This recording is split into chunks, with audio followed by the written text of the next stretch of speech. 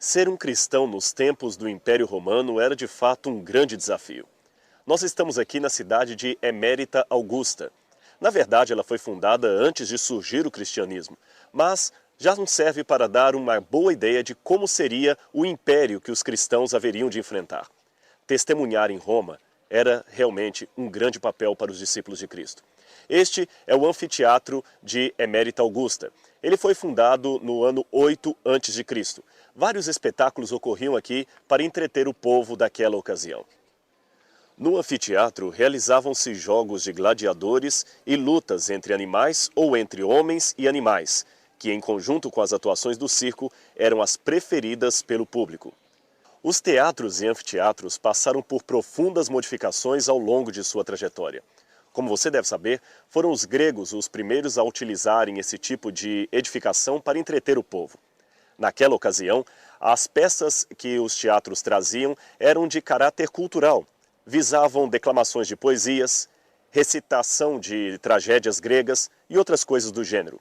Com os romanos, a situação dos teatros passou por uma transformação. Eles começaram agora a exibir para o povo lutas, e lutas que traziam derramamento real de sangue.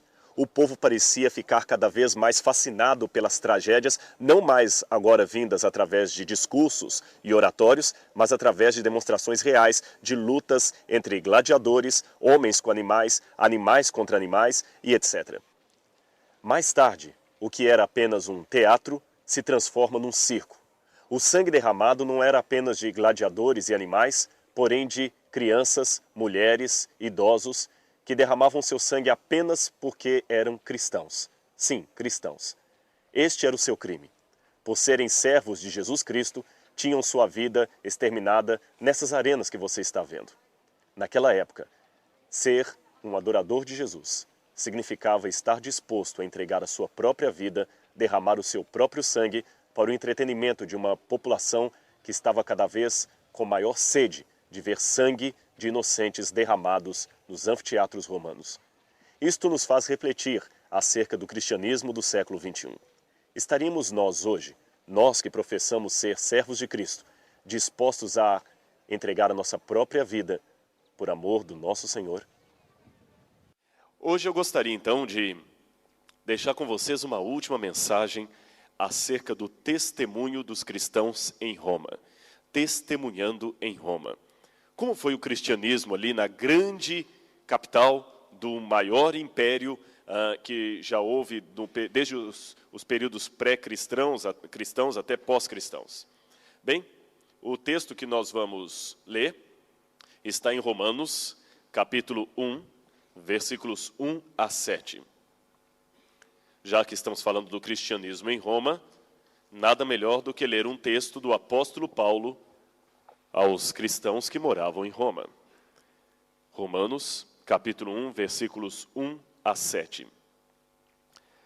Paulo, servo de Jesus Cristo, chamado para ser apóstolo, separado para o evangelho de Deus, o qual foi por Deus outrora prometido por intermédio dos seus profetas nas sagradas Escrituras.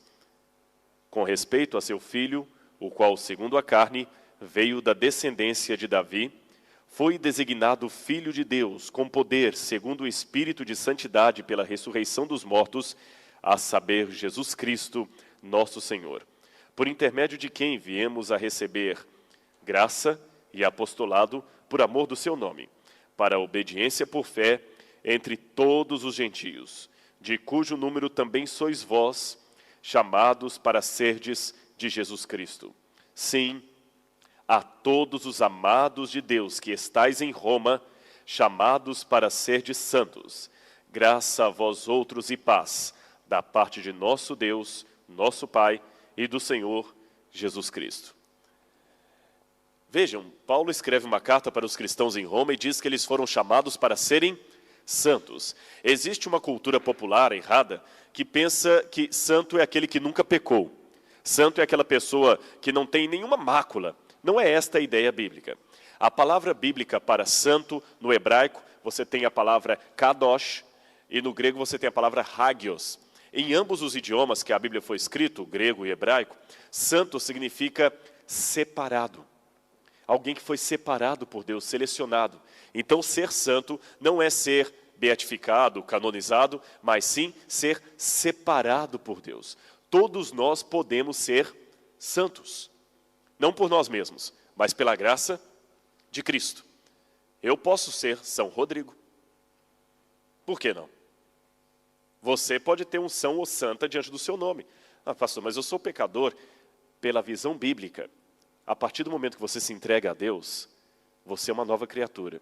Eu vou contar uma história para vocês. Uma vez um pai era caminhoneiro, e você sabe, os caminhoneiros, principalmente num país grande como o Brasil, passam às vezes mais de um mês fora de casa. Aqui acredito que aconteça o mesmo, porque mesmo que Portugal seja um país de dimensões menores, porém o caminhoneiro sai daqui, vai às vezes lá para a França, e ele também passa muitos dias fora de casa. Depois de um mês, quase 2 meses fora de casa, um caminhoneiro regressou ao seu lar e foi surpreendido por sua garotinha de 3 aninhos, 3 para 4 anos. Ela correu até ele, papai, você voltou, e deu aquele abraço, ele, filhinha, a coisinha linda do papai. E ela, papai, o que você trouxe para mim? Aí ele deu para ela algum presente ali, e ele falou, e agora? Quais são as novidades? Aí a menininha pensou e falou assim, papai, a novidade, eu já sei escrever. É mesmo? Eu já sei escrever. 3 anos. Então escreva alguma coisa para papai ver. Ela correu, pegou uma caneta, pegou um papel, e você já viu criança de 2 a 3 anos, eles não pegam assim a caneta, é alguma coisa mais ou menos assim. Ela pegou assim, colocou a linguinha para fora, e começou a fazer aquele traçado desconexo, sem forma e vazia, como o pastor falou na lição, né? Tohu vabohu, no hebraico, sem forma e vazia ali, e escreveu uma linha. O pai pegou o papel, e como todo pai que quer incentivar o talento do filho, disse, mas que letra linda que a minha menina tem, que caligrafia. Olha, papai está surpreso, que bonito, que bom, olha, parabéns. Só que, irmãos, ele elogiou tanto que a menininha perguntou assim, papai, o que está escrito aí? Amados, aquele homem deu uma resposta que eu acho que veio do céu. Ele falou assim, filhinha, aí está escrito que você ainda não sabe escrever, mas aí também está escrito que pela sua vontade em aprender a escrever, você me dá muito orgulho de ser o seu papai. Aí também está escrito que você é a menininha mais linda que papai tem. E que eu tenho muito prazer e vou guardar esse rascunho seu como a coisa mais linda. Tudo isso está escrito aí. Papai, está escrito tudo isso aqui? Tudo isso. Sabe, todas as obras que você faz, por melhores que sejam, todas as obras de caridade, todos os atos bons que você pratica, chegam perante a um Deus perfeito como se fossem rabiscos desconexos. E Deus olha lá do céu para as suas obras e fala assim, filho, nas suas obras está escrito que você não tem condição de vir aqui para o céu por conta própria. Nas suas obras também está escrito que você ainda não sabe ser perfeito. Mas nas suas obras também está escrito que você é o meu filho querido. E que pela sua vontade de vir aqui ao céu, eu hoje voltaria e enfrentaria 1000 cruzes de novo, se possível fosse, só por sua causa. Entenderam o que é ser santo? E quando você é santo, você se apaixona por Jesus, o mundo já começa a ficar em segundo plano. Ser cristão naquela época em Roma não era fácil. Roma era a maior capital de todos os tempos. Imaginem a glória do cristianismo. Vocês sabem, Roma, segundo a lenda, foi fundada por volta do ano 700 e pouco antes de Cristo, o 8º século antes de Cristo, e a lenda reza que os 2 irmãos, Rômulo e Remo, haviam sido jogados no rio pelo tio. Uma loba acabou criando os 2 irmãos. Eles cresceram e fundaram a cidade de Roma. Esta é uma lenda que conta. Mas lendas à parte, Roma se tornou uma poderosa capital. Esta maquete, esse desenho, nos ilustra como era a capital de Roma no 1º século depois de Cristo. Na época em que o apóstolo Paulo escreveu esta carta. Olha, olhando assim grosso modo, parece qualquer cidade do século XXI, não parece? Só faltam os carros e o aglomerado de pessoas, mas o traçado de ruas, prédios, construções enormes, parece com qualquer cidade de hoje, como Lisboa, São Paulo, Paris, qualquer cidade moderna. Olhem o tamanho desse hipódromo. Imaginem milhares de pessoas sentadas aqui para ver as corridas de cavalo. Roma era grandiosíssima mesmo. O Coliseu, que abrigava milhares de pessoas ali para assistirem todos os dias os espetáculos, e todos se deleitavam em ir ao Coliseu para assistir gladiadores. Vocês sabem que o Coliseu foi passando por diversas fases, até atingir a fase que realmente tinha como destaque o massacre de cristãos. Paulo, a vocês que são cristãos em Roma, chamados para serem santos em Roma. Imagine a suntuosidade daquela cidade. Imagine você chegar com aquele colorido, tantos prédios bonitos, e pregar de Jesus ali, como Paulo ousadamente fez, e todos os cristãos. Outra parte de Roma, eu quero falar um pouquinho do Coliseu, daqui a pouquinho nós vamos mostrar alguma coisa. Mas antes de chegar no Coliseu, eu ia me esquecendo, esse aqui é o resto de um liceu, de uma escola romana do primeiro século. Aparentemente não tem nada de importante aqui. Isso aqui está perto do Fórum Romano. Quem já foi à Itália, você tem ali a prisão Mamertina, você tem o resto do Fórum Romano. Esta estrutura está próximo dali. Era um grande colégio, um dos maiores colégios da cidade. O que chamou a atenção dos arqueólogos foi um desenho que encontraram na parede deste colégio. Vocês sabem, as crianças têm o costume de fazer grafite.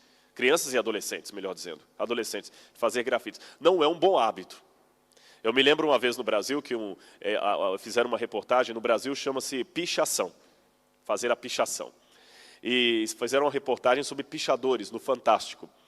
E entre os vários entrevistadores estava um dono de uma loja que estava muito chateado, porque ele, já cansado de receber pichações ou grafites e pintar de novo a parede, e sempre ter que gastar dinheiro com tinta, ele colocou um quadrado e colocou, por favor, pichem aqui dentro. No dia seguinte, toda a parede estava pichada, menos o quadrado. Acontecia isso. Naquele tempo também havia os grafites. E olhem que grafite curioso encontraram na parede do que tinha sido uma sala de aula desta escola romana do primeiro século. Este grafite. Conseguem identificar o que seria isso? Aparentemente nós temos aqui um asno, um burro, não é isso? E um jovem, como se estivesse oferecendo, dando oferendas ou adorando ao burro. E aqui é uma inscrição em grego. Eu vou agora destacar o desenho que está ali para ficar mais fácil para os irmãos verem. Então, esse é o que encontraram. Na verdade, se nós reforçarmos os desenhos, é isso aqui que está ali. Um burro desenhado, um jovem com as mãos levantadas para o burro, como se estivesse numa posição de oração, e uma frase em grego, Alexandros sebete theon. Alexandre adora a Deus. O que vocês deduzem disso? Sejam agora os arqueólogos. Um menino adorando a um burro, e curioso que o burro está onde? Numa cruz. E alguém escreve, Alexandre adora a Deus. O que seria isso? Eu presumo que esse Alexandre era um jovem cristão que já sofria naquele tempo a zombaria de ter sido servo de Jesus Cristo. Nós temos aqui algumas provas interessantes. A primeira delas, que Jesus foi realmente crucificado e que os cristãos primitivos acreditavam nisto. Haja vista que os pagãos, quando iam criticar os cristãos, desenharam o burro numa cruz. Segundo, desde aquele tempo, ser cristão já era motivo de deboche, de chacota. Se você fosse cristão naquele tempo, você resistiria? Imagine você que vai para a universidade, as pessoas debocham, vai lá, guardador do sábado, crente, esse negócio de religião não está com nada. Naquele tempo, um jovem chamado Alexandre já passava por isso. Mas tem mais um detalhe no grafite que eu não posso passar adiante sem mencioná-lo. Aqui em cima há um Y. Percebem? Esse era o símbolo de fidelidade cristã. A impressão que passa é que alguém, para fazer gracejos com Alexandre, desenhou o burro, desenhou o próprio Alexandre, escreveu a frase, Alexandre adora a Deus, e alguém, talvez o próprio Alexandre, colocou o Y, que significa, e Alexandre foi fiel. Amém? E Alexandre foi fiel. Eu não sei mais nada da vida desse jovem chamado Alexandros, ou Alexandre. Mas, irmãos, eu quero um dia no céu encontrar-me com ele. E eu quero dizer para esse rapaz que eu mencionei o nome dele numa pregação. E eu quero dizer a esse rapaz que eu usei o exemplo dele para ajudar outros a procurarem ser fiéis a Cristo também. Mas além da história de Alexandre, há outras que eu gostaria de compartilhar com vocês. Vejam mais uma aqui. Eu estou aqui perto da prisão Mamertina, em Roma, onde Paulo foi encarcerado, e alguns presumem que Pedro também esteve preso ali. A prisão Mamertina hoje está adaptada ao turismo, e mesmo assim já é um lugar dantesco. Imagine naquela época. Só para vocês terem uma noção, eu tirei essa foto com um casal de estatura mediana. Esse homem deve ter em torno de 1,70 m, 1,75 m por aí, a mulher um pouco mais baixa. E vocês notem que ele não está completamente em pé. A cabeça já está esbarrando no teto. A prisão Mamertina era baixa. Era um buraco no chão. Na época de Paulo, dificilmente a luz do sol penetrava naquela masmorra. Paulo ficara ali embaixo, à luz de candeeiro. O único rosto que via era o rosto do carcereiro. E foi justamente ali, na prisão Mamertina, que Paulo escreveu as famosas epístolas de prisão.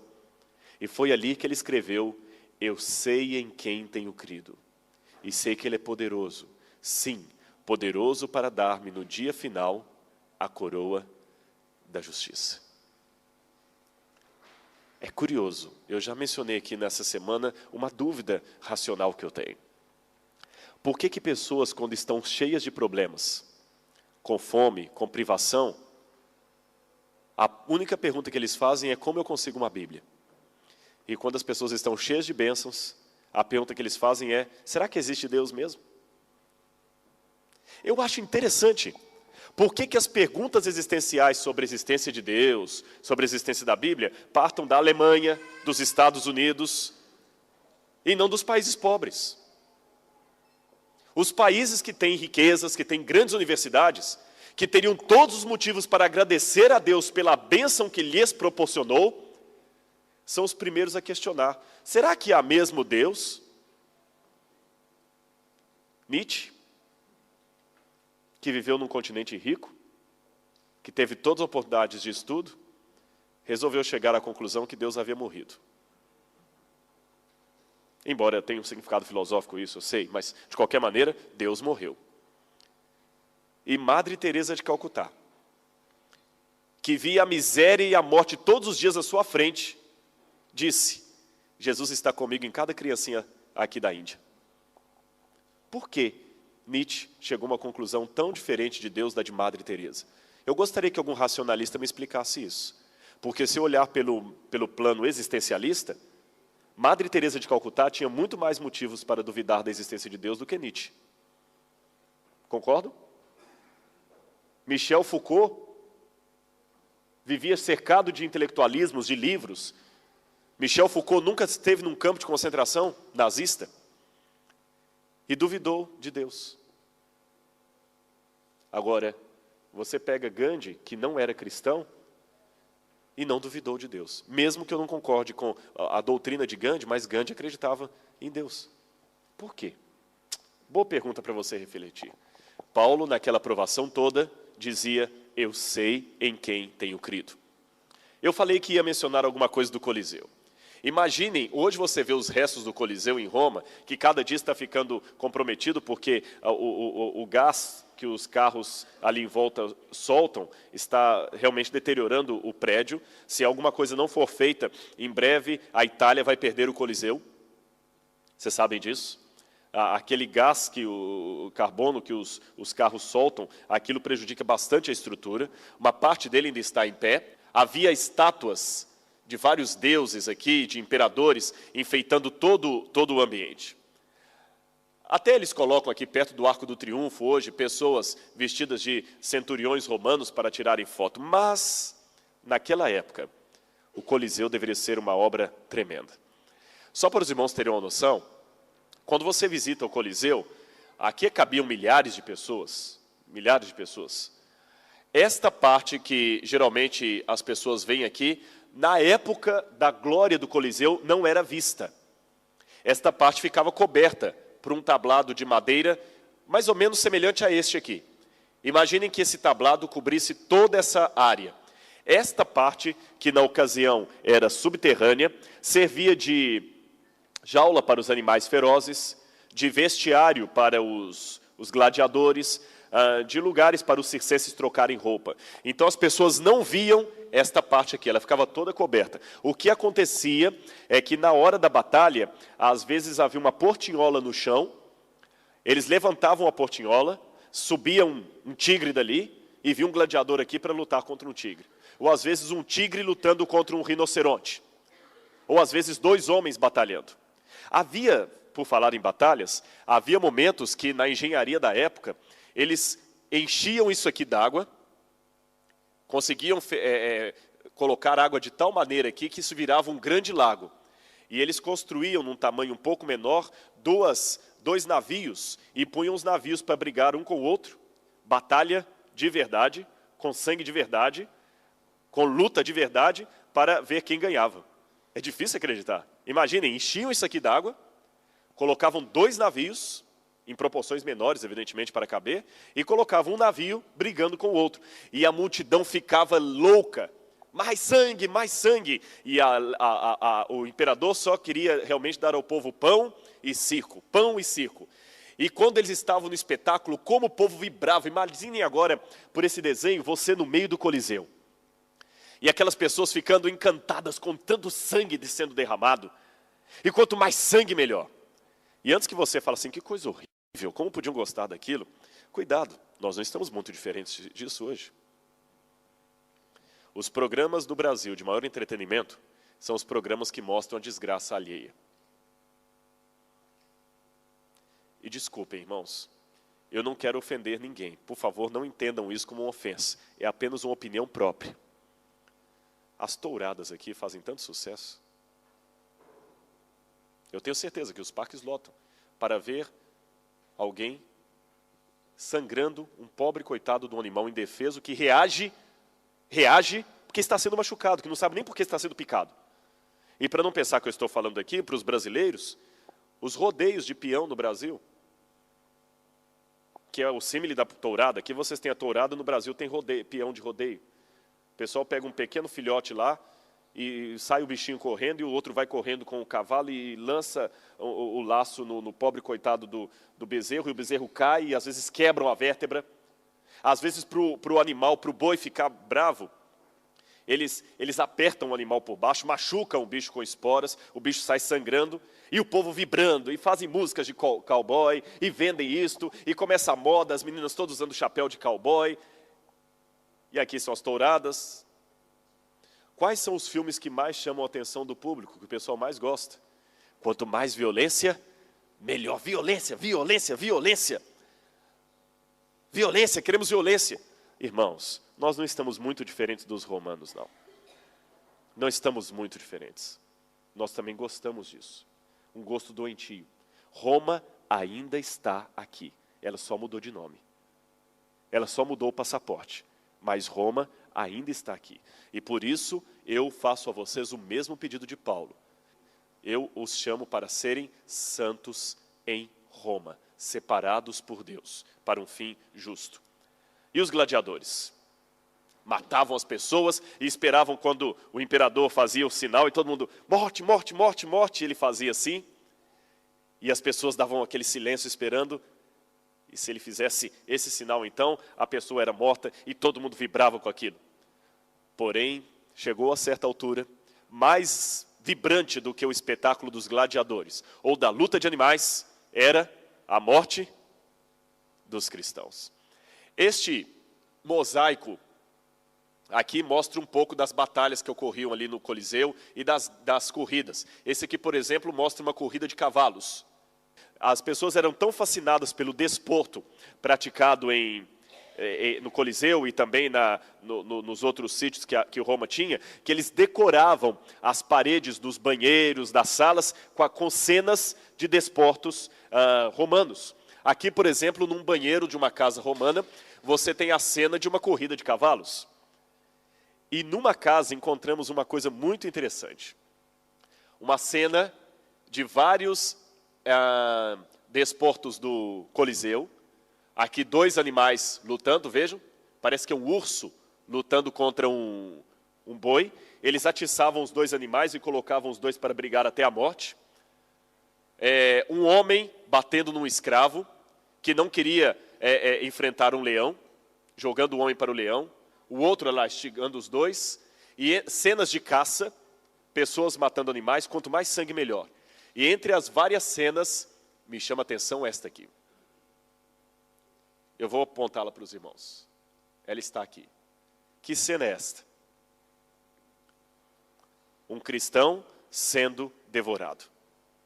Eles gostavam de entregar os cristãos. Nessa altura, falar eu sou um servo de Jesus, não deveria ser fácil, né? Só pela graça de Deus mesmo. Da onde eles tiravam força? Boa pergunta. Deixa eu contar para vocês uma história curiosa sobre os cristãos. Àquela altura, os cristãos tinham ainda, a doutrina do cristianismo estava em sistematização. Eles não tinham todos os elementos claros, nem nós temos até hoje, nós ainda não temos 100% da verdade, os irmãos sabem, mas a doutrina ela é progressiva, a cada tempo Deus vai revelando novas coisas. E os cristãos sabiam que na volta de Jesus, os mortos iriam ressuscitar. Por isso, eles queriam que o seu corpo fosse preservado na sepultura, para que quando Cristo voltasse, ressuscitasse o seu corpo, os seus ossos. Os romanos tinham o costume de cremar os mortos. Em Roma, por questão de espaço, os mortos não eram sepultados, enterrados, porém cremados. Eles cremavam os mortos e colocavam as cinzas debaixo de algumas colunas. Geralmente essas colunas tinham dizeres, e eles colocavam as cinzas ali debaixo, às vezes colocavam dentro da coluna, alguns casos jogavam no mar, enterravam o potinho, mas eram cinzas. Os cristãos da época tinham medo de ter o seu corpo queimado e Jesus não ter o que ressuscitar. Essa era a crença da época. Hoje nós sabemos que Cristo tem poder, se a pessoa morreu e virou fumaça, Jesus recolhe cada átomo e dá-lhe um novo corpo. Mas, àquela altura, as pessoas não tinham esse conhecimento. Os cristãos tinham medo. Então, Flávia Domitila, que era sobrinha de Vespasiano, fez uma coisa. Ela se converteu ao cristianismo. E ela resolveu ajudar os seus irmãos. Ela falou, os meus irmãos que morrerem aqui em Roma vão ter um sepultamento digno. Flávia Domitila, ela pegou uma grande propriedade que ela tinha e gastou toda a sua fortuna construindo no subterrâneo daquela propriedade um imenso túnel com várias galerias, onde estariam túmulos de cristãos. Então, a partir dela, cada cristão que morresse teria a oportunidade de ser sepultado, não ser cremado, dentro de um túmulo que ficava no subsolo de sua propriedade. Os romanos, é claro, não permitiriam aos cristãos ter uma sepultura em cima, eles cremavam. Então, Flávia Domitila fez com que todos pudessem ser sepultados embaixo da sua propriedade. E ela mesma foi enterrada ali. Então, esse aqui é o jazigo, onde ficava a sobrinha de Vespasiano, que doou essa propriedade para os cristãos. Eram corredores mais ou menos assim, como estes. Os cristãos aproveitavam aqui para sepultar os seus entes queridos e, ao mesmo tempo, fazerem cultos. Já que o cristianismo se tornou proscrito em Roma, especialmente depois do imperador Cláudio, eles aproveitavam para se reunirem nesses locais. Um detalhe curioso, esses locais foram logo de início chamados de catacumbas. Nós não temos muito bem esclarecido qual o sentido da palavra catacumba. Uma possibilidade seria que catacumba vem do grego, no grego a preposição katá significa descida, embaixo. Então catacumba, aquilo que está embaixo.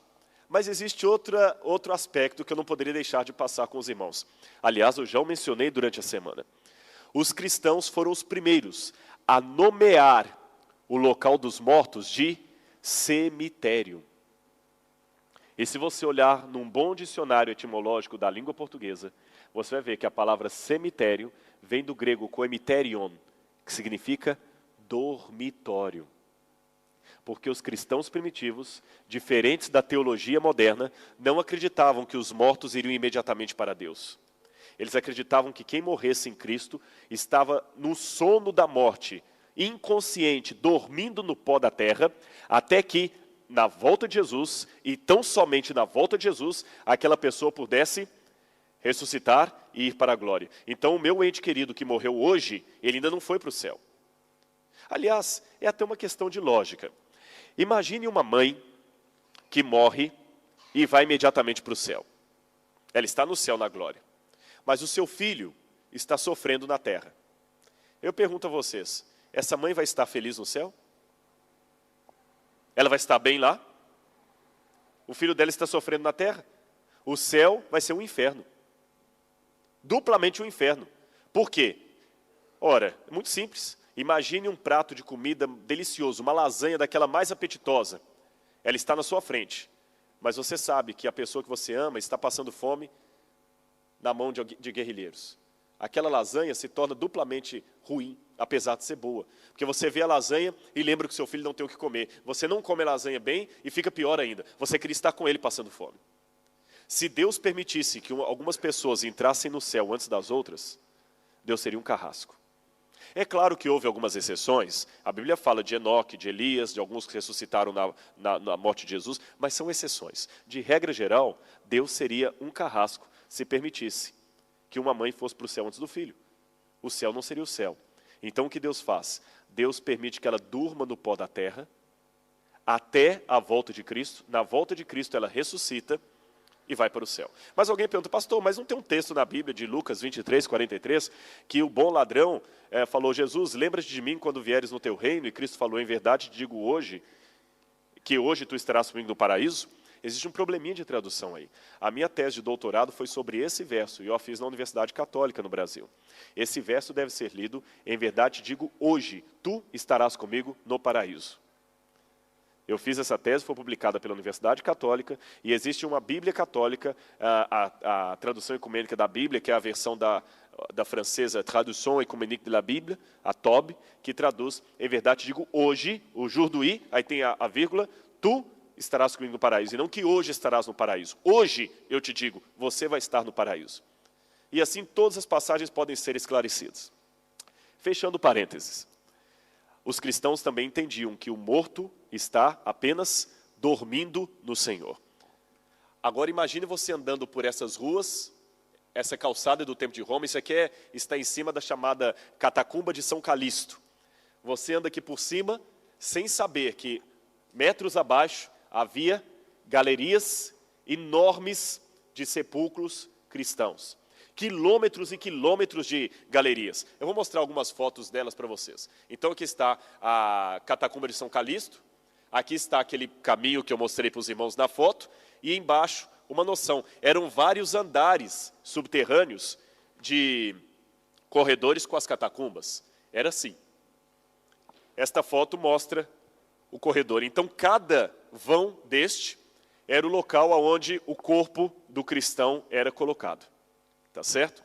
Os cristãos eram colocados nessa gaveta e muitas vezes eles aproveitavam este lugar subterrâneo para fazer os seus cultos de maneira secreta. O culto dos cristãos. Mas o que me chama a atenção aqui era o que eles escreviam e o que eles desenhavam nas catacumbas. Lembrem, os primeiros cristãos mortos, mártires, tinham o seu corpo sepultado ali. A família os sepultava. E graças a Deus a arqueologia descobriu algumas epígrafes e alguns desenhos que os cristãos primitivos deixavam ali. E você quer conhecer então o dia a dia daqueles primeiros cristãos de Roma? Leia as epígrafes das catacumbas, porque ali demonstra qual era a esperança deles. Ali demonstra o que eles entendiam como sendo o estado do homem na morte. Ali demonstra qual era a doutrina deles. E muitas dessas catacumbas foram descobertas e eles retiraram então as epígrafes. Aqui nós temos uma, por exemplo, Vicência ou Vicentina in pace, em paz. Desenhavam a pomba, símbolo do Espírito Santo, escreviam aqui as primeiras letras do nome Christos em grego e colocavam um pote, que significava o símbolo da vida eterna, da ressurreição da vida eterna. Olhem bem, Vicentina, uma moça que possivelmente morreu mártir. Essas catacumbas geralmente são de mártires. E o texto diz que ela morreu em paz. Mas como morreu em paz se ela morreu agonizando, sentindo dores? Ela morreu em paz. Outra, Rufina Eirene, uma mulher chamada Rufina Eirene. Aquele primeiro foi escrito em latim, aqui em grego. Eirene em latim também significa paz. A gente não fala perenal? Que paz perenal. Até uma redundância. Perenal significa paz, vem da palavra paz. Eirene, de novo, outra pessoa mártir que morreu em paz. As catacumbas revelam uma coisa fascinante. A maior parte dos cristãos era formada por pessoas analfabetas. Muitos deles não sabiam ler nem escrever. Aliás, a maioria da população da época não sabiam ler nem escrever. Quando eles iam escrever uma epígrafe, eles tinham dois sistemas. Se fossem mais ricos, eles contratavam um escriba para escrever no papel ou o próprio escriba para talhar os dizeres na pedra. Se fosse uma família mais pobre, o escriba apenas escrevia no papel e outra pessoa copiava as letras, que às vezes não ficavam tão bem copiadas assim. Se fosse uma família muitíssimo pobre, eles mesmos se aventuravam a escrever. E você tinha erros crassos. Palavras escritas em grego com letras latinas, letras escritas ao contrário, demonstrando que eram formados em sua maioria por gente simples, gente pobre. Aqui nós temos outra epígrafe de outra catacumba. Essa aqui me chama a atenção. Traz o nome Iesus Zonton. É o peixe vivente. E tem um desenho de um peixe. Vocês sabem que o peixe era símbolo do cristianismo. Írritos, que está escrito aqui em grego, é a palavra peixe em grego. Agora uma pergunta, por que que eles simbolizavam o cristianismo com um peixe? Aliás, isso era tão sério, que quando dois cristãos queriam marcar para encontrar em determinado local, e eles não se conheciam, cada um deles pegava uma vara. O primeiro chegava na areia e fazia o desenho de uma meia-lua assim. Entenderam? O outro vinha e fazia o desenho de outra meia-lua em sentido contrário, formando o desenho de um peixe. Peixe, em grego, írritos. Por quê? Eu vou revelar para os irmãos o segredo. Aqui tem de novo uma outra epígrafe, também escrita a palavra írritos, em grego. É que írritos, peixe, forma um acróstico da senha dos cristãos. Aqui tem a palavra peixe, escrita em vermelho, írritos, e cada letra formava uma outra palavra. Jesus, Christos, Teu, Huios, Soter. Jesus, Cristo, Filho de Deus e Salvador. Então eles pegavam a palavra írritos, peixe em grego, e aproveitavam e faziam um acróstico. Por isso que você vê a palavra peixe escrita em várias tumbas cristãs.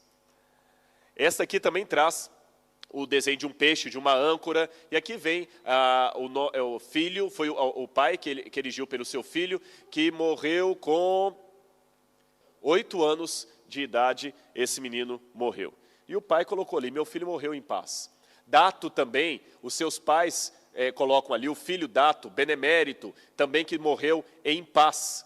E aqui tem um desenho de Jesus ressuscitando Lázaro. Eles acreditavam na ressurreição. E há várias outras epígrafes que estão guardadas no Museu do Vaticano, no Museu do Louvre, parece que tem alguma coisa, e em outros museus ali da Itália. Mas vejam os epígrafos, ou as epígrafes, ou o epitáfio de pessoas que morreram sofrendo por sua fé. Olhem, irmãos, o fervor daquela gente. Eu vou ler alguns aqui com os irmãos. Aqui, isso tudo eu traduzi de lápides romanas, cristãs, do início do cristianismo ali. Aqui está Márcia, que se pôs em repouso num sono de paz. Outro, Lourenço, ao seu amado filho, que sempre foi conduzido pelos anjos, vitorioso na paz e em Cristo. Outro, sendo chamado, ele se foi em paz. A palavra paz é a que mais se repete nessas epígrafes. Deus o deu, o tirou, bendito. Está faltando partes. Que viveu em paz no consulado de... Estão faltando partes. Agora, aconteceu uma coisa curiosa. No IV século, Constantino se converte para o cristianismo e torna o cristianismo a religião oficial do Estado. Lembram disso? O que aconteceu aí? A igreja cristã deixou de ser perseguida e se tornou agora aquela que perseguia. Ela deixou de ser a igreja apostólica e se tornou a igreja do Império Romano, a igreja oficial de Roma, apoiada pelo imperador e por todos os que o seguiram. Nesse momento, as catacumbas foram modificadas. Roma, como se cristianizou, deixou de cremar os seus mortos. Agora os mortos em Roma não eram mais queimados, não viravam cinza, mas eram sepultados. E as catacumbas viraram agora cemitério de gente rica. Sim, porque os mártires agora viraram patrimônios nacionais. E todo mundo queria ter o prazer de ter uma sepultura, uma lápide, do lado da sepultura de um mártir.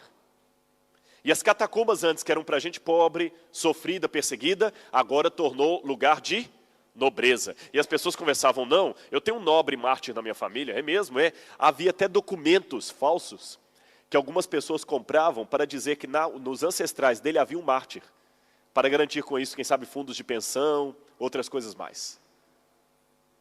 Há um mártir na minha família. E as catacumbas agora começaram a ter túmulos de pessoas ricas sepultadas após Constantino. E como mudou a direção? Você vê as catacumbas antes de Constantino e as depois dele. Vocês perceberam as anteriores como eram?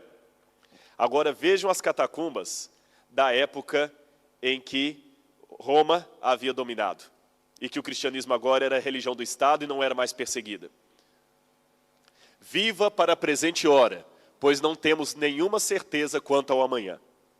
Mudou ou não mudou? Eu, Procópia, levanto as minhas mãos contra Deus que me levou inocente. Ela viveu 20 anos, Próclus erigiu este. Era uma vez e eu não era. Agora já não sou nada e já não resta nada de mim. Olhem esse último. Você que passa, aproveite para me amaldiçoar, já que eu não posso responder à altura. Caius Július Maximus, 2 anos e 5 meses. Ó infortúnio implacável, que te deleitas na morte cruel, por que me foi arrancado tão repentinamente aquele que se reclinava no meu colo? Esta pedra marca agora o seu túmulo, eis a sua mãe. Perceberam a diferença de conteúdo das primeiras epígrafes para as últimas?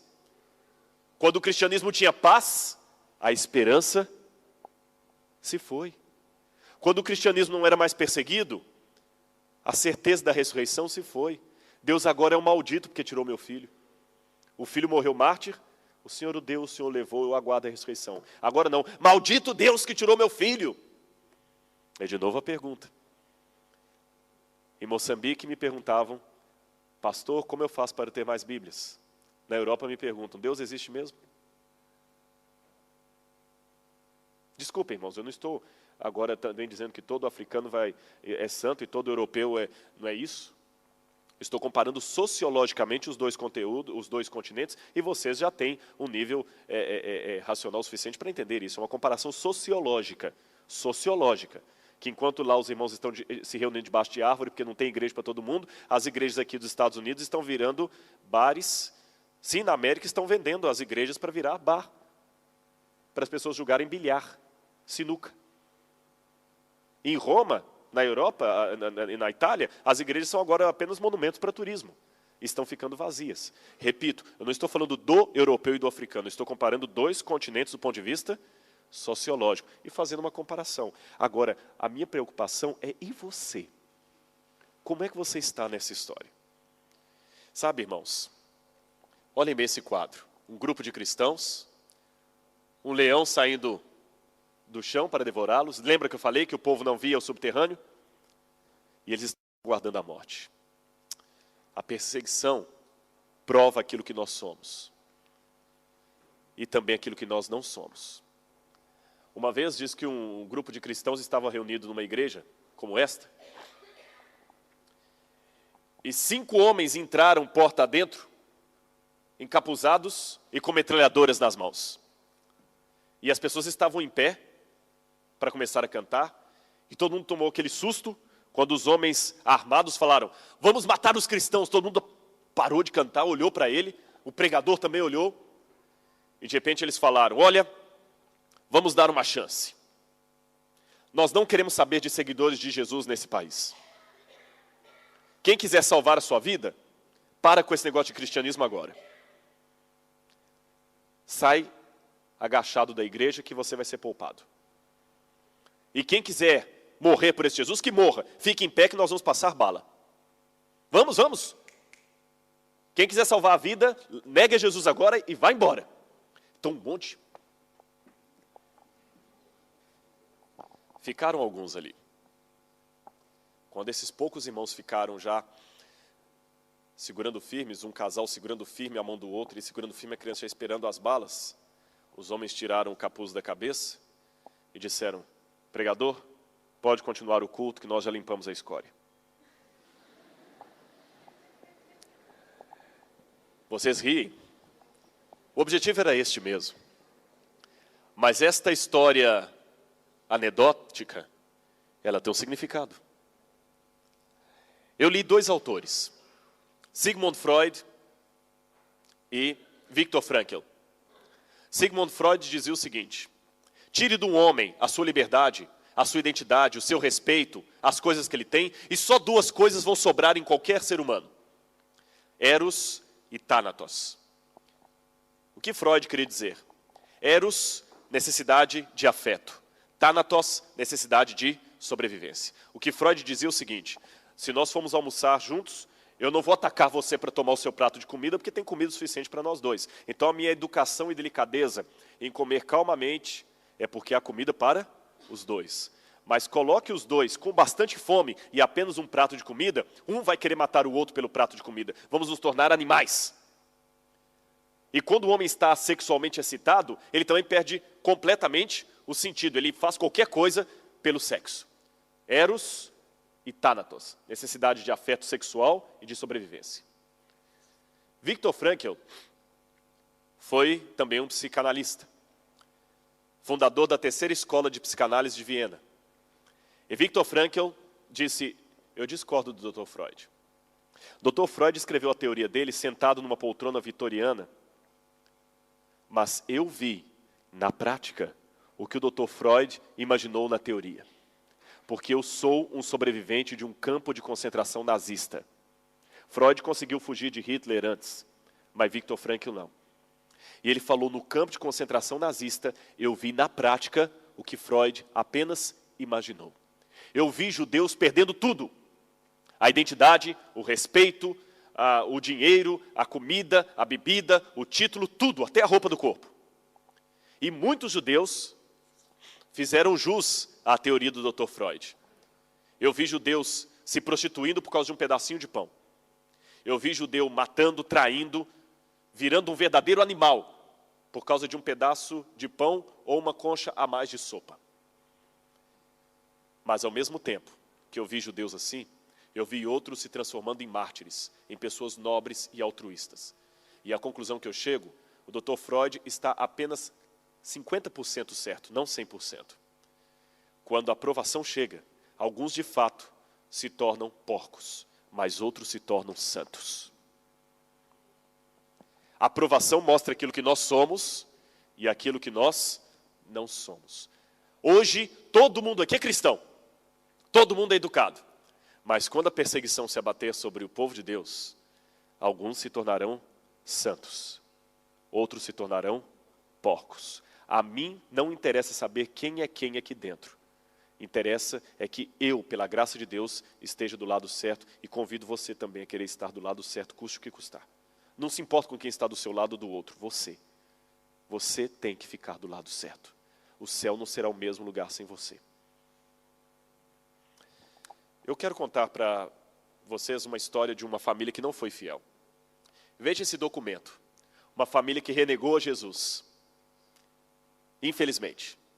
Bem diferente do Alexandre.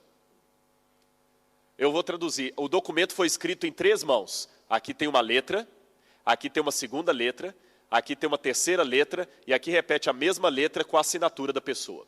O documento diz o seguinte: àqueles encarregados do sacrifício na vila de Teadélfia, da parte de Aurélia Bélias, filha de Péteres, e sua filha Capines, nós sempre temos sido constantes no sacrifício aos deuses. E agora também em sua presença, de acordo com os regulamentos, eu tenho oferecido libações, sacrifícios e provado as oferendas. Tanto é que lhes pedi que certificassem isto, assinando abaixo como que vocês possam prosperar sempre. Um cristão, uma cristã, que juntamente com sua filha renunciou à fé, ofereceu o sacrifício aos deuses e pediu pessoas ainda para assinarem um documento servindo de testemunha. Nós, Aurélio Serenos e Aurélio Hermas, vimos-vos sacrificando. Aí a terceira mão, eu, Hermas, certifico. E finalmente a primeira mão volta, no primeiro ano do imperador César Gaius Mécius Quintus Trajanus Décius Pius Félix Augustus, Pauline 27. Esse foi um líbelo de perseguição de Délcio, ocorrido em 250 depois de Cristo. E uma família que negou o nome de Cristo para não ter maiores problemas. Eu quero terminar essa história contando o último episódio que está no manuscrito de Tertuliano, a história de Felicitas e Perpétua. É chamado de Patio Perpetui. Esse manuscrito conta a história de 2 mulheres, Perpétua e Felicitas.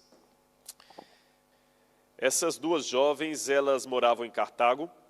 Perpétua era uma jovem de apenas 26 anos, rica. Felicitas era a sua escrava e Felicitas estava grávida. Elas se converteram ao cristianismo, receberam lições da Bíblia e se batizaram. Contra a família.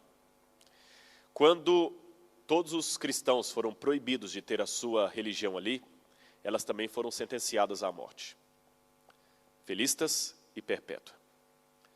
O pai de Perpétua era um homem muito rico, ele tinha mais de 80 anos. E ele amava muito a sua filha.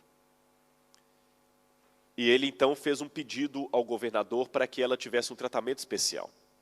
E o governador deu-lhe a chance dela se arrepender, dela e da escrava dela voltarem atrás. E ela falou, não posso voltar atrás. E o pai, volte atrás, minha filha, por favor. Ele foi várias vezes visitá-la na prisão. Ela falou, papai, eu não posso. Um dia o pai dela pediu ao juiz que a permitisse ver a execução de alguns cristãos, porque quem sabe vendo a execução dos cristãos, ela poderia voltar atrás. E ela não voltou. E uma das últimas vezes que o pai dela foi visitá-la na cadeia, ele falou assim, filha, por favor, desiste de Cristo. Ela falou, pai, eu não posso. Ele falou, então vou te fazer uma proposta.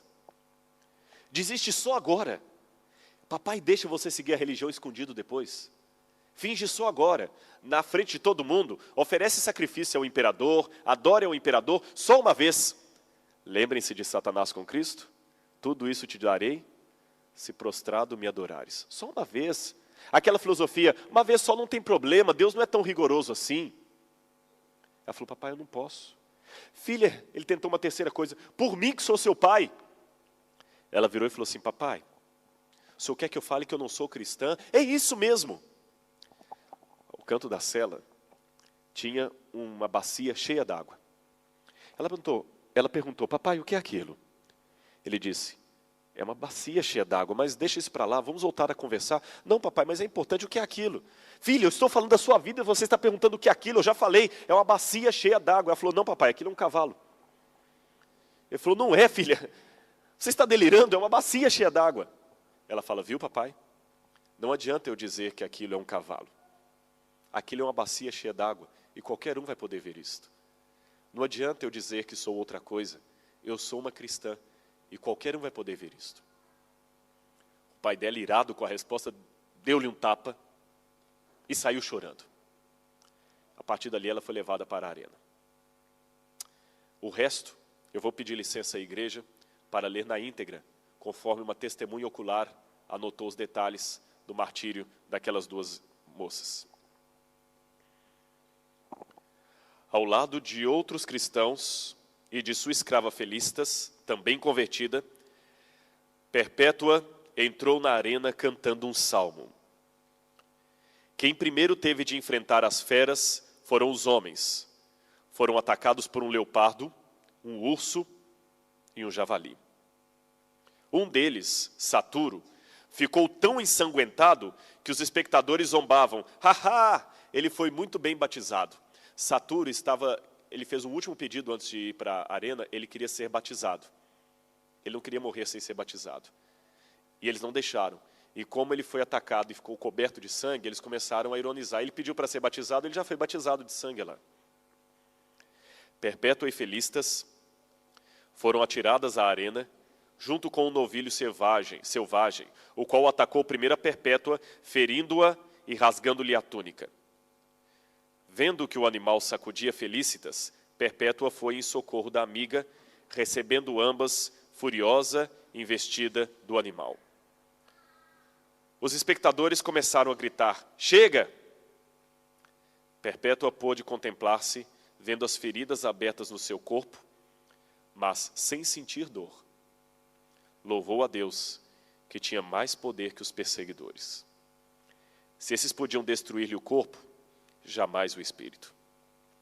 Chamou ao irmão, que estava ali com o pai, e pediu que continuasse firme na fé. Parece que o irmão dela também estava conhecendo a mensagem. Ela gritou, meu irmão, fique firme. E também que dissesse aos membros de sua família que se amassem uns aos outros. Agora o que eu vou ler é o que está nessa pintura aí.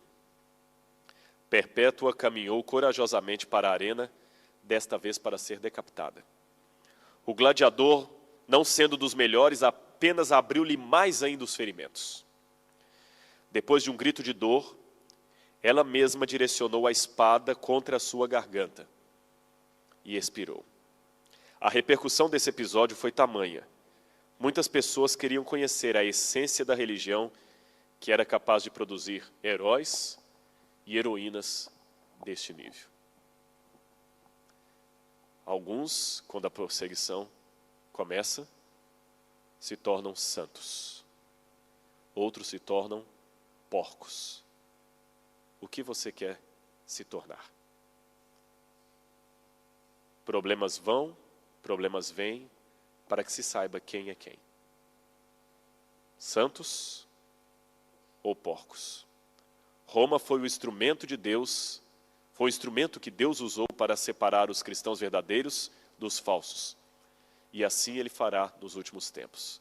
Em nome de Jesus, esteja do lado dos verdadeiros. As pedras clamam, Jesus Cristo é o Senhor. E que Ele seja realmente o Senhor de sua vida. Mesmo que não tiver a oportunidade de te encontrar de novo aqui na terra, dê-me o privilégio de nos encontrarmos no céu. Que Deus abençoe você. Amém.